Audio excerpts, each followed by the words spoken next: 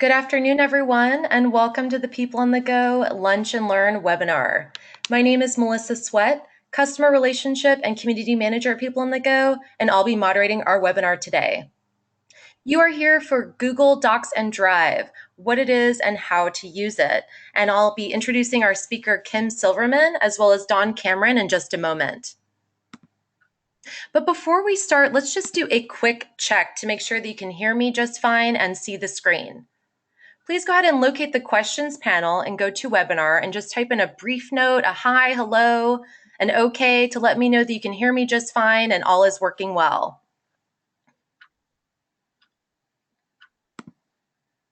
Awesome. Thank you, Karen. Thank you, Joseph, Andrea. Greatly appreciate that. Looks like we're all good. If you are needing assistance, the number to call is on the screen, 1-800-263-6317. I'll also be on to help you as well. And of course, we will send you a copy of the recording in case you miss anything after.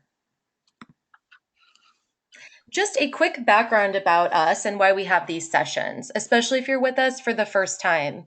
Our focus at People on the Go is productivity and leadership in the workplace. And the topics that you see on the screen are the topics that we cover.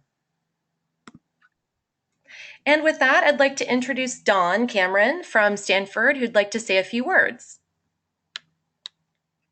Thank you very much, Melissa. As she said, my name is Don Cameron with the University IT Technology Training. I'm the course coordinator with the group, and I work with setting up all these classes, whether it be hands-on or webinars or lectures for the Stanford community. People on the Go, the group we're working with to deliver this lecture, or this webinar here today, offers other webinars as well, which you can find at our website at techtraining.stanford.edu. That's techtraining.stanford.edu. Also, we offer hands-on training. This is with a computer for Google Docs and Drive, a beginning class and also an intermediate class. You can find out more about those classes coming up. We have one coming up on June 6th, as well as an intermediate class coming up on July 26th. So if you're interested, you know the website, techtraining.stanford.edu. Thank you very much for allowing me an opportunity to speak here today, and I'll pass things back over. Thank you so much, Don. And I went ahead and sent that link to you in the chat panel. So you have a link now to techtraining.stanford.edu right there. And with that, I'll go ahead and introduce our speaker, Kim. VP of Productivity at People on the Go. Kim Silverman is a dynamic, result-driven professional with more than 10 years experience in the consulting, training, and development industries. Kim masterfully helps everyone from technology-challenged individuals to advanced power users to rapidly learn and implement overall methodologies, as well as specific tips and techniques for a variety of applications and management topics, including Microsoft Office, Google Apps, total organization, accomplishing more with less, and more. Kim holds a master's degree in applied behavioral science, specializing in consulting and training. And with that, I'm going to go ahead and turn it over to Kim. Wow, thank you for that great introduction, Melissa. I hope I can live up to all of that. I think you can, Kim. So welcome, everyone. Again, my name is Kim Silverman with People on the Go, and I'm delighted to be here with you today because I think that there's a lot of opportunity for productivity with Google Drive. I also think there's a lot of unknown and mystery about what it is, how to access it, and what benefits there may be for us in using it. So the goal here today is to take some of the mystery out of that and to make it more approachable and user-friendly for you all to explore and experiment with. So with that, let's talk about what is Google Drive. Google Drive is basically a hard drive in the sky or in the cloud, as we like to say these days. So we're going to learn how to create and share documents, spreadsheets, and presentations within Google Drive.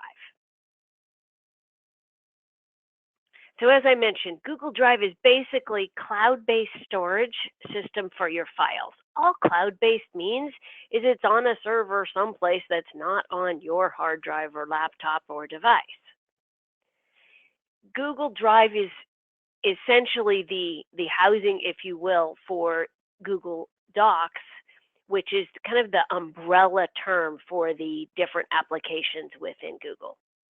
Now, if you've heard of Google Docs, heard of Google Drive, sometimes they're used interchangeably because in the creation, if you will, it was simply termed Google Docs. And as it's expanded and more applications have been added with spreadsheets and presentations and forms and such, the Google Drive is where we store all of that.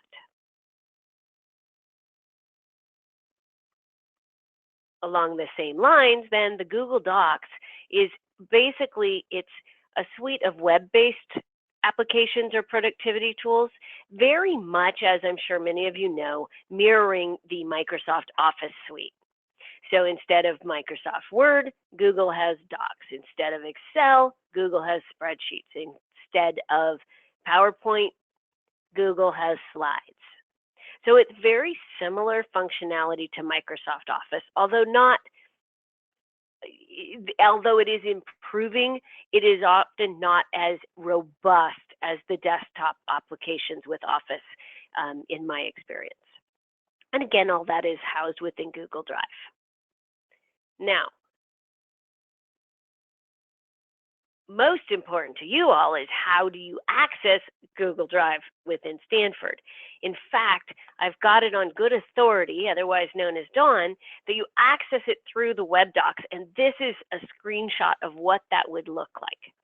So if you're on, but of course you can use Google Drive, whether it is through Stanford, at home, wherever, you've got the same functionality.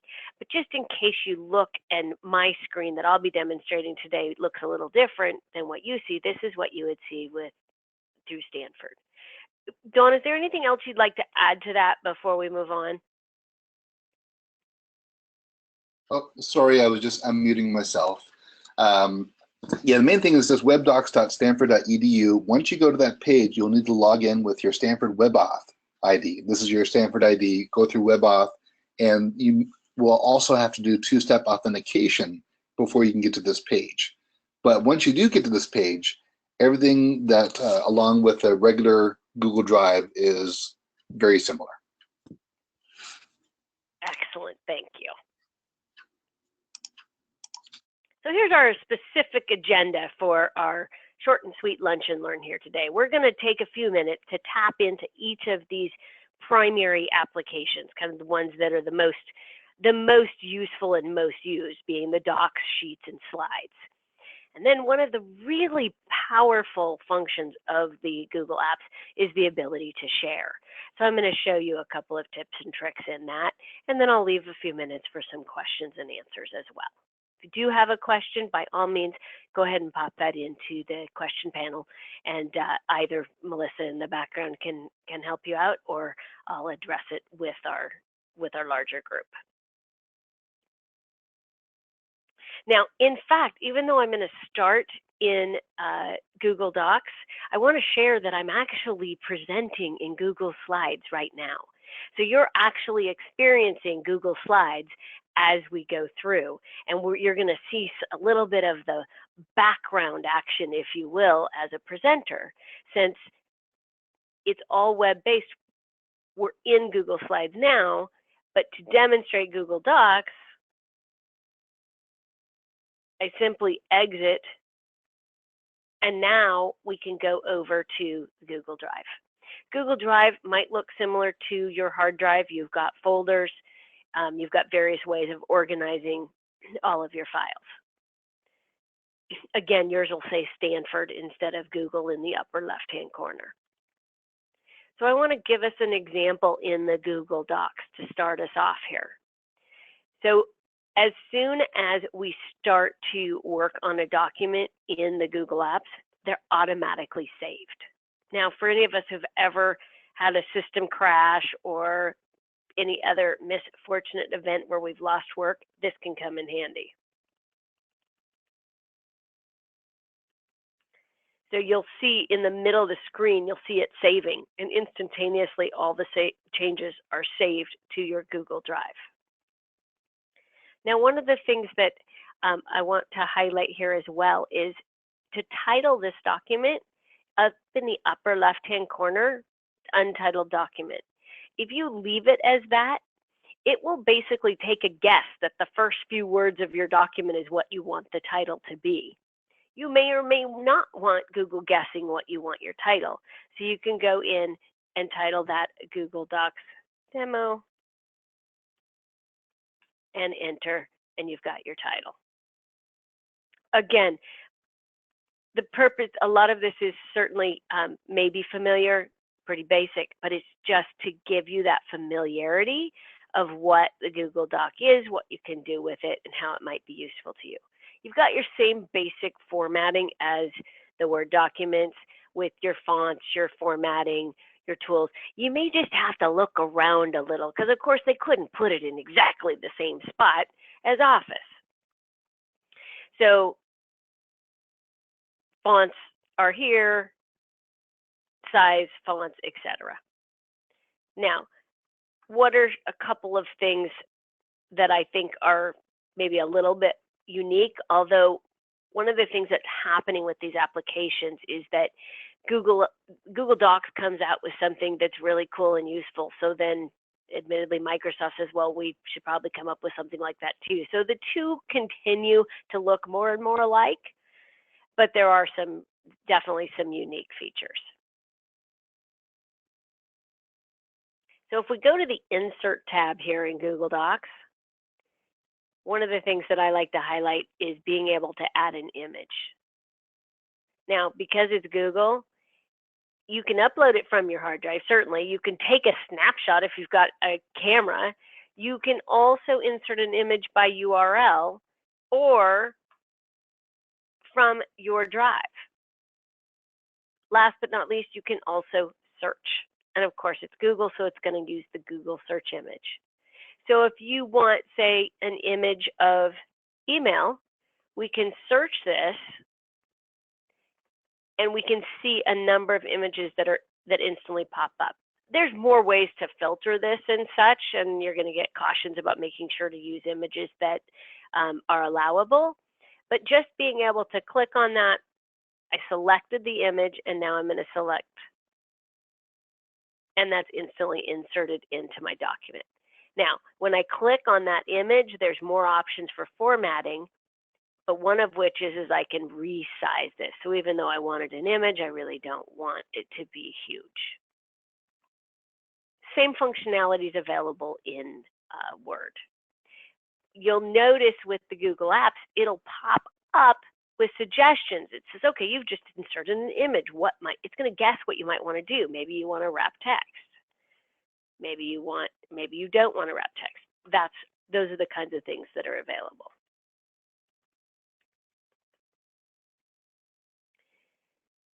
Any specific questions about formatting for the Google Doc? If you have any specific thing that you just came in saying, oh, I'd love to learn how to do this, I'd love to know how to do this, go ahead and type those into the question box. I'll do my best to integrate them as we go along if I can. Again, most of this is pretty similar. I'm guessing you're probably fairly familiar. Where I think there's a huge opportunity with Google Docs, and many people are not familiar, is if you go to File, under this Download As, you actually have the option to download this document made in the Google app to Word or PDF or web page, or as you can see, lots of other options here. They work pretty darn well together. So being able to create this document in Word and upload it to a Google Doc or vice versa, definitely worth taking a look at. Why would you do this? Again, I'm more familiar, admittedly, I spent many more years in Microsoft Word than I have in Google Docs. I find a lot of the functions to be more familiar and more robust in Word, but there are many advantages to having it saved online and being able to share it and so on. So I may create something in Word, or I may have an existing document in Word. I can actually upload that to Google Doc. Go ahead and raise your hand for me if you'd like to see that demonstrated. The hand raising is in the bottom bar of your control panel. Excellent. All right. So if I were to upload a document, I could simply go to File, New. So I'm in Google Docs.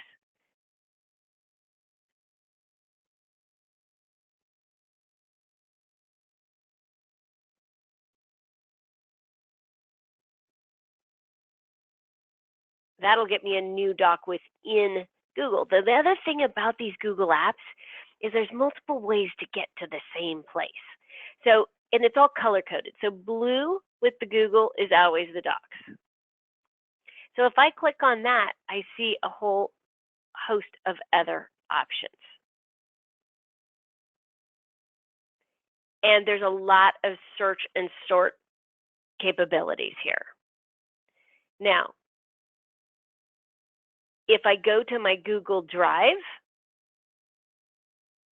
and I go to New, I can upload a file. So here's where I could upload a specific Word document.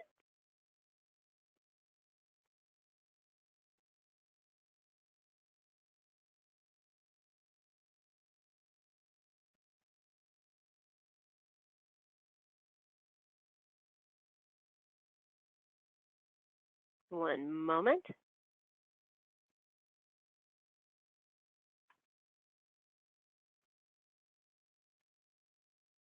And it will actually upload this Word document,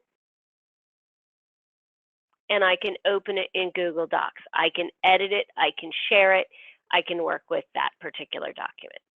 So the ability to work mostly, you always want to check and see what things it has, what nuances there may be in the different applications, but just the ability to be able to do that, I think is pretty fantastic. So that gives you a couple of options within the Google Docs. Now, of course, a number of the things I'm showing you are available in the other apps as well. So let's go ahead and go back to our Drive and open up a Google Sheet here. And we're going to, this is actually an example of a file that was created in Excel that was uploaded to Google Sheets. So now I've got a registration table, and you can see that there's a lot of similar functionality within Google Sheets as there is in Excel. If I want to sort, I can go to the Data tab, and here's what I want to share with you. If I just selected a random cell in column C here, if I go to Data Sort, it sorted the column, but it also sorted my heading row, which isn't really what I want and can be a little frustrating, as I learned recently. So I'm going to go to my undo function here, right in the upper left-hand corner.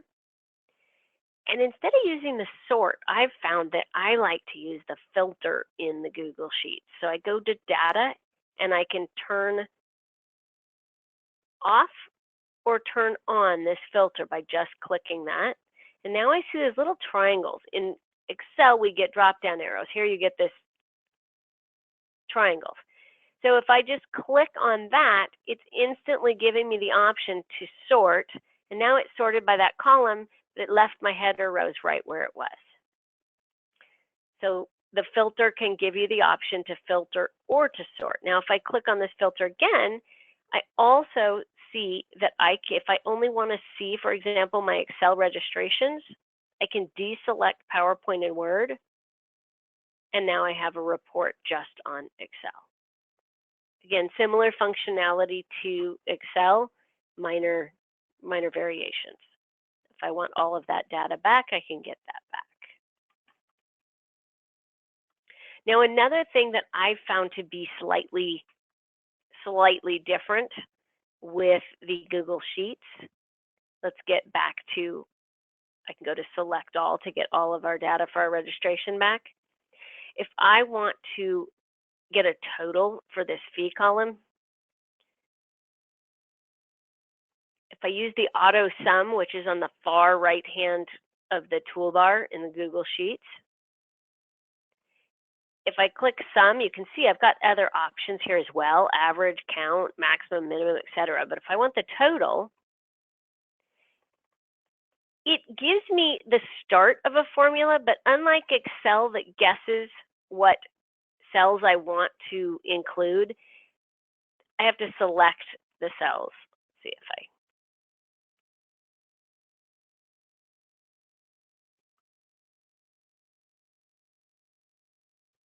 let me do that again so it's cleaner.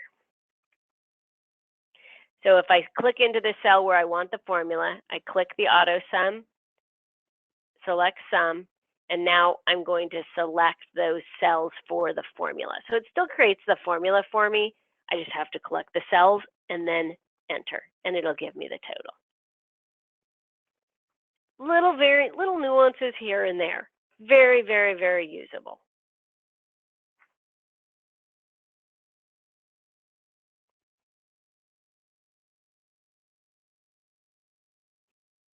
Now, we've already seen a little bit with the slides, but let's take a look at a few other things.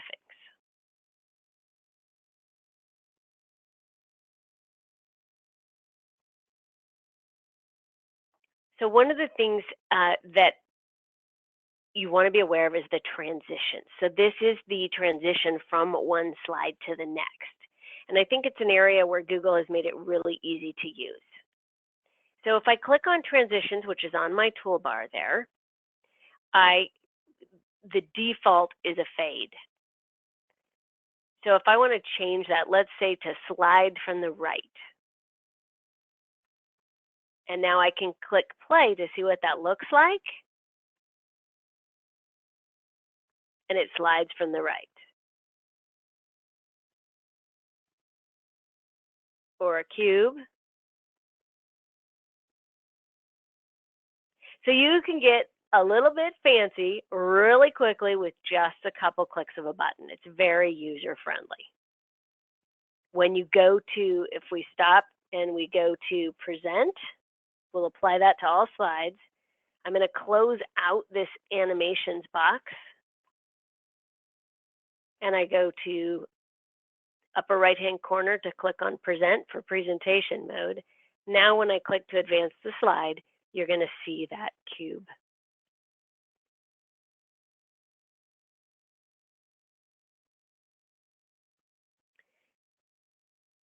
Now to demonstrate more within slides, I need to exit out of the presentation mode. But you can see in the lower left-hand corner, when you're in presentation mode, you've got a toolbar that helps you to advance the slides, change from the presenter view, and also to exit that presenter view. Now, of course, when you're working with slides, you want to know how to find those themes. And there are a couple of nuances here that I'd like to highlight quickly. You've got stock themes within the Google Slides. One of the things that I want you to be aware of is if you look at that and you say, okay, I'd like my presentation, come up to the title slide. I'd like my presentation to be this theme. It'll convert your presentation, but you want to be aware that the title slide and what this picture looks like isn't always what the subsequent slides look like. So let me undo that for a moment, and then I'm going to give you another view on that. With a more basic deck of slides, we can see that when we click on theme, see the title slide had that green bar, but subsequent slides were blank. So you can play with and adjust those, but just know when you pick your theme, you want to make sure that the theme is appropriate and lends itself to your content, and that there are lots of options there.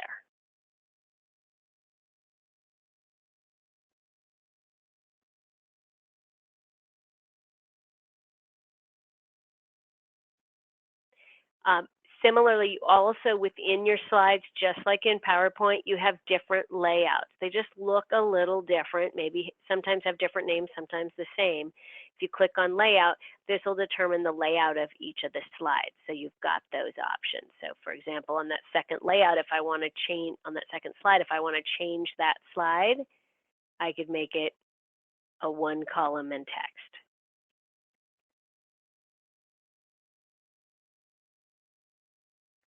Now again, if I go to File, Download As, there it gives me the option to download it as a PowerPoint presentation. And I can upload a PowerPoint presentation as well. You have lots of options there.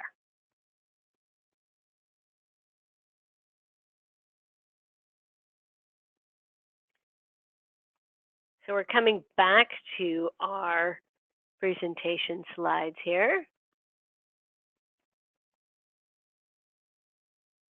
And it's really quite, it also gives you the advantage of you can, I'll give you the visual on this.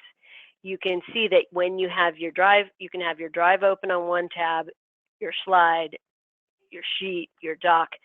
So you can go back and forth between the apps quite readily. Now, what is it that I think is the most powerful feature of the Google Apps?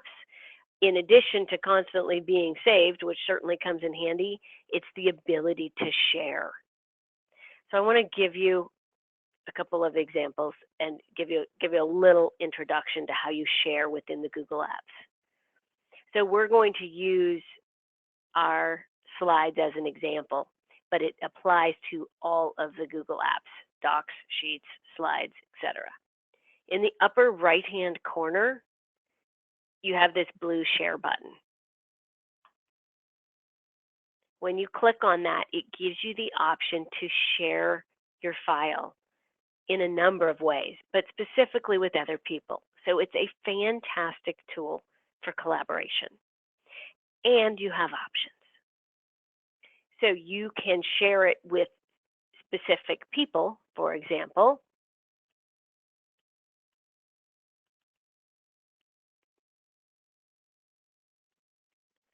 So I could share this with Don, and then I choose whether I'm going to give him permission to edit, to comment, or just to view.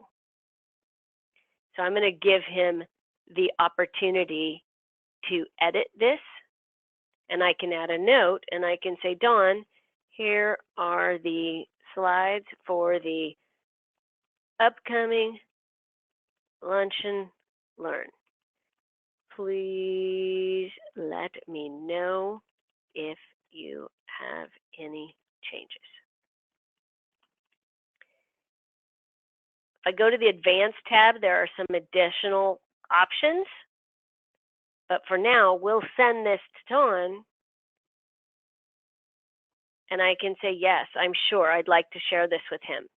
Now, if he opens this up in his Google Drive, not only is he going to be able to see it, edit it, comment on it, if he does it while I'm in it, I'm even going to see what he's doing. So it gives me the opportunity to collaborate real time. There we go. We see Don, that blue mark right up here. He has just joined. He's just opened up this slide, and I can now see changes. So if I was on a text or a chat or a phone or Skype, any of these, we could be having a conversation, and we're real-time sharing without having to use, say, an online meeting or online webinar. That is one of the most powerful functions of the Google Apps, and why you might want to upload a Word document, an Excel spreadsheet, or a presentation. There's other features, and definitely the ability to access it from anywhere with internet access anytime is fantastic. But the sharing is what makes it, what usually gets people introduced to the Google Apps. Thank you very much for helping me out in the background there, Don. It's always nice to see that live. So with that, I'm going to turn it back over to Melissa, and then we'll open it up to a couple of questions as well. Wonderful. Thank you so much, Kim, and thank you, Don, as well. Just a few reminders here before we get into our Q&A, and please feel free to start asking your questions now if you have any. Just a couple of reminders about some upcoming workshops taking place at Stanford. We have Design Thinking to Focus, Collaborate, and Play happening on the 17th of this month. The Perfect 15-Minute Day Method, From Scattered to Accomplished and Happy, a productivity-focused workshop happening on the 24th. Design Thinking in Action, a 3-day immersive workshop happening toward the end of this month and also June and August. Google Docs and Drive on campus on the 6th of June. Mindfulness at Work in June as well on the 7th. And the Accomplishing More Unworkshop on June 16th. So please do check those out at Tech Training, and you can sign up for those there. And now you're on the air. Let's check out your questions about Google Docs and Drive. Melissa, I know there was one question about the paint function. I think that was related to the docs, but I'm not sure if there was something specific that they were, if they were looking for, if it was just seeing this paint, Yes. paint format. Yeah, If it was exactly. the paint format. I think they said the paint function. If there needs to be more clarification on that, please do let us know. But Kim, do you feel like you could cover that, the paint function? Sure. So basically to use this, what you do is you would select the text or range of cells or an object that you want to copy the format of. Mm-hmm. And then you click on that paint format. And then you can select what you want to paste that formatting onto. So it specifically is focused on being able to essentially duplicate the formatting. Okay, great. Awesome. I see another question here. Yeah. So if I share slides, and we may need Dawn for this one because I think it may be Stanford specific. So if I share slides with an outside contractor who's not a Stanford employee, are they able to edit, or does the web authorization security complicate sharing? For example, on Dropbox, I have to have an internally and externally shareable folder. Great question. What I want to address from a global perspective is that if you share within Google Apps, there are actually a number of options, and it'll ask you, for example, do you want to share this with someone that's not a Google user? So whether it's inside or outside of Stanford, there are some options in there that are built in. But if Dawn has any information on the specific Stanford question, please go ahead and jump in. Okay, so to answer that question, it was, let's say you're at Stanford, you want to share with somebody outside of Stanford. When you shared that document with me, you got a little alert message saying, you're sharing a document with somebody outside of your Google Drive or whatever it is. And so when I am sharing something with somebody outside of Stanford, I'm going to receive the same notice saying that it's not part of your G Suite organization. And that's what the Stanford has as well. So the webdocs.stanford.edu is the G Suite organization that belongs to Stanford. So I can share documents with people outside of Stanford, and they can go through and make edits to that document. So yes, the same thing that and in fact our live demonstration was in fact doing that, correct? Exactly, yes. So it's the same way the other way around. Excellent. Thank you. Great. Awesome. Thanks for letting us put you on the spot here, Dawn. Shannon, who asked the question, says thank you. Wonderful. And Kim, I was wondering, so in terms of editing documents in Google Docs and Drive, when you want to go back to a previous version, can you show us how to do that? Absolutely. So that is, in fact, another feature that is fairly unknown, is that in each of the Google apps, because it constantly saves it, it also saves the previous versions. So if, for example, in this Google Doc here, if we go to File, see Revision History, see that in that menu about halfway down? I have to condense my control panel.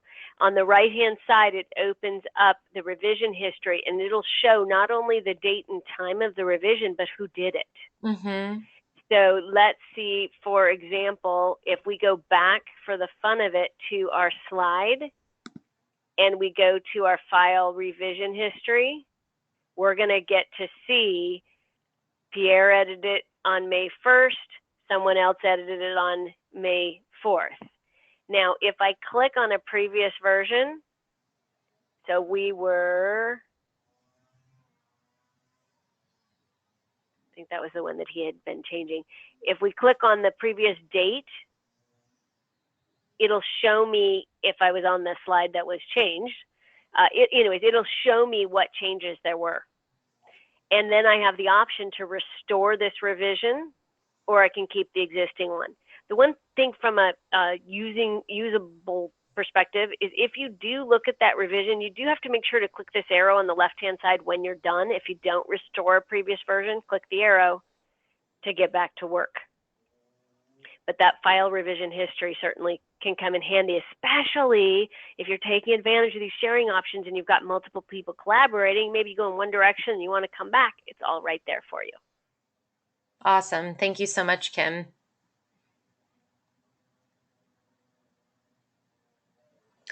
Well, we'll wait just a couple more minutes to see if any other questions come in while you have us on the line here.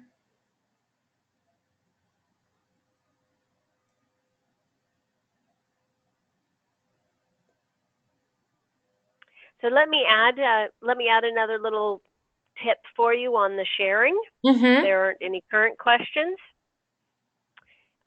So since people are very much still in the beginning stages of getting used to Google Drive and the sharing and these Google apps, sometimes you might create, say we created this slide presentation, we've shared it with someone.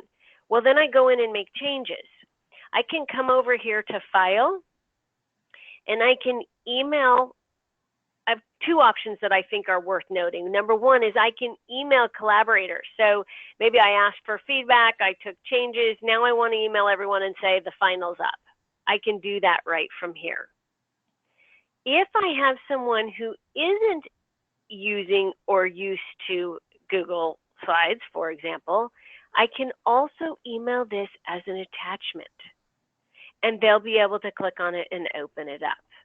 So there's lots of options for whether you have people who are really familiar and comfortable with it, or maybe not quite so much. So understanding that just like many of you may not have used this extensively so far, other people may not have as well.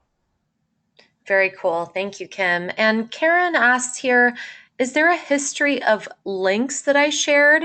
I don't know if I understand that personally. I think I do. You do? Okay, great. So if we go to the share, button, and let's go into advanced, it'll show who has access. I think that's what you may be looking for. Now you can also share this. You could also, if we click on share, you have the option to copy the link, and you could paste that into an email and send it out. So you don't have to have individual email addresses either. There's lots of different options. Wonderful. Thank you, Kim. And another question here came in from Shannon. Any comments about personal versus work Google Drive accounts and or complications? Is there anything that we would need to know about that? Great question. I experienced it myself just a very short while ago. Certainly, especially with the Stanford WebOff and such, it's entirely likely that you would have a personal Google Drive and a professional. Well, only thing you really need to know is that if you can't have them both open at the same time. I'm a little surprised, but I also understand it. But it can feel a little tricky. So what that means is you need to go, for example, let's see if I can give you a visual. In the Google Drive, in the upper right-hand corner, the circle, this is how you can sign out. So if you were, for example, in your Stanford Google Drive and you wanted to be in your personal drive, you'd have to sign out of that account and you would sign in to your personal. It's not impossible to share. It's not impossible to share. Like you could probably share if say you were working home one day, you created something on your personal drive, you could share that with your work, but you can't open them both up at the same time.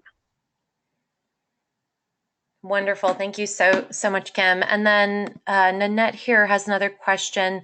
This is a great question, Nanette. Thank you. How do we upload a file from Microsoft Office again? And how do we upload the revision doc back to Microsoft Office? All right. So to upload a Word doc, you can simply go into your drive and click on New. And now we'll take this one step further since you're asking this great question. You can upload a file, or you even have the option to upload a folder. So maybe there's a project you're working on and you want to upload the whole folder to your Google Drive. You can do that. So you would just simply click on the file upload or folder upload located on your hard drive, and it will upload. Now, if you want to come back, we'll use our doc as our example. If you want to download that Google Doc to Word, you go to File, Download as Microsoft Word. It's going to download. You can open it in Word, save it where you want, etc.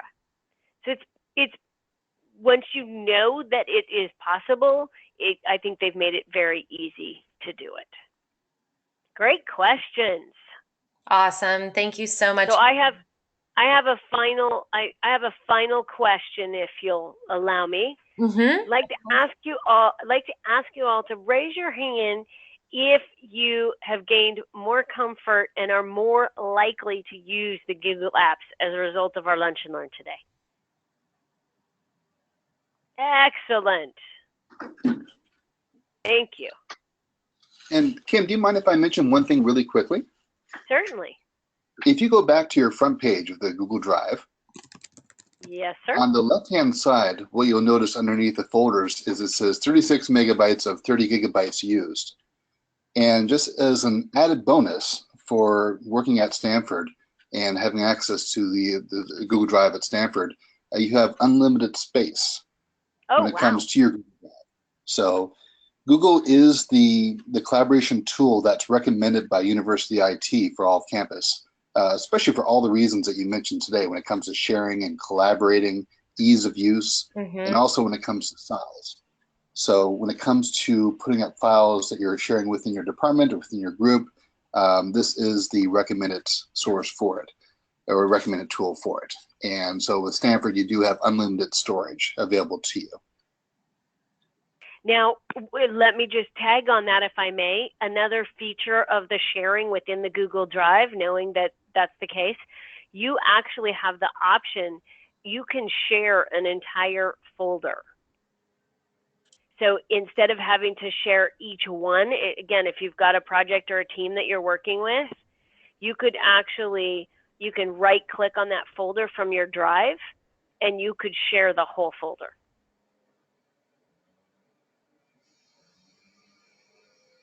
And there you have it. Awesome. I love that.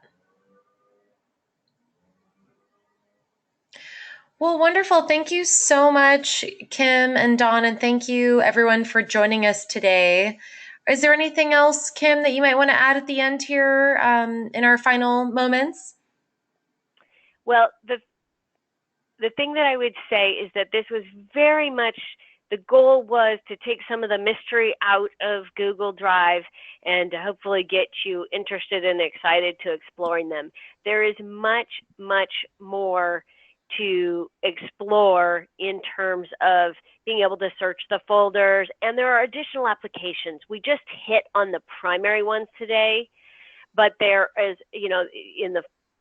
there's also Google Forms, there's Google Drawings, there are other apps as well, and of course they continue to improve and evolve.